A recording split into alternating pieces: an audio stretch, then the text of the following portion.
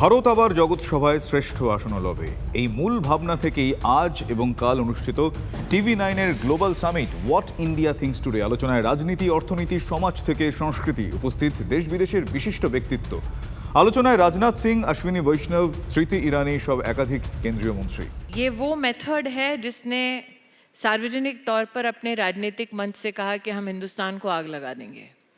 ये वो मेथड है जो हिंदुस्तान के प्रधानमंत्री को मौत के घाट उतारने की धमकी देता है। ये वो मेथड है जो ईडी के ऑफिस के सामने टायर जलवा देता है, पुलिस के ऊपर पथराव करा देता है, लेकिन चुनाव कभी नहीं जीत पाता।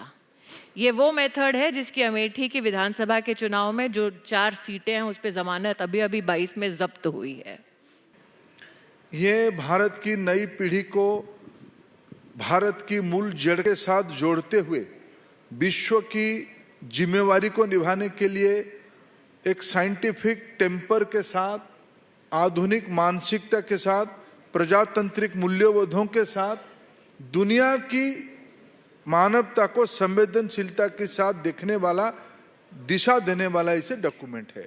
खेलों में हमने 7 मेडल जीते होंगे टोक्यो ओलंपिक्स में।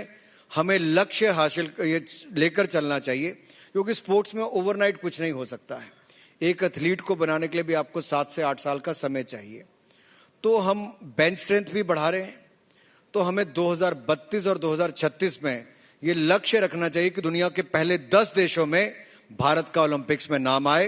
इसके लिए पूरा प्रयास केंद्र सरकार, राज्य सरकार, national sports federation, state associations, corporate fraternity and NGO should come forward. देश एक बहुत बड़े ट्रांजिशन से गुजरा। 2014 में जब प्रधानमंत्री श्री नरेंद्र मोदी जी ने देश का नेतृत्व संभाला, उससे पहले टेलीकॉम सेक्टर की एक ऐसी हालत थी कि पूछिए मत। 2G के बारे में लोग क्या बोलते थे, किस तरह की बातें होती थी। अब we are in a place, जब हमने 2016 से 4G का डिप्लॉयमेंट चालू किया, मैसिवली राइज हुआ, और अब 2022 में हम लोग 5G का डिप्लॉयमेंट स्टार्ट करने वाले हैं अगस्त सितंबर के महीने से। But what's more important is, साथ ही साथ कंप्लीट 4G का टेक्नोलॉजी स्टैक और 5G का technology stack we have developed in the country.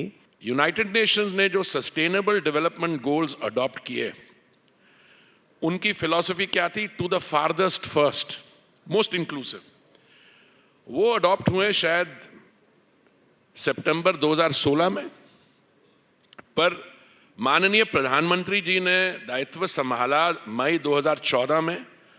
उनकी जो केंद्रीय योजनाएं हैं, they all started in June 2015, और जो SDGs ग्लोबली करना का उनका ऑब्जेक्टिव है, प्रधानमंत्री Narendra Modi had already started on that in June 2015। ऐसे एक जो डायनामिक वाइब्रेंट डेमोक्रेसीज होते, उनमें प्रोटेस्ट हो या ऐसे स्ट्रीट प्रोटेस्ट हो, this is a part of the democratic process. The line is drawn when the peaceful protest, constitutional protests turn violent.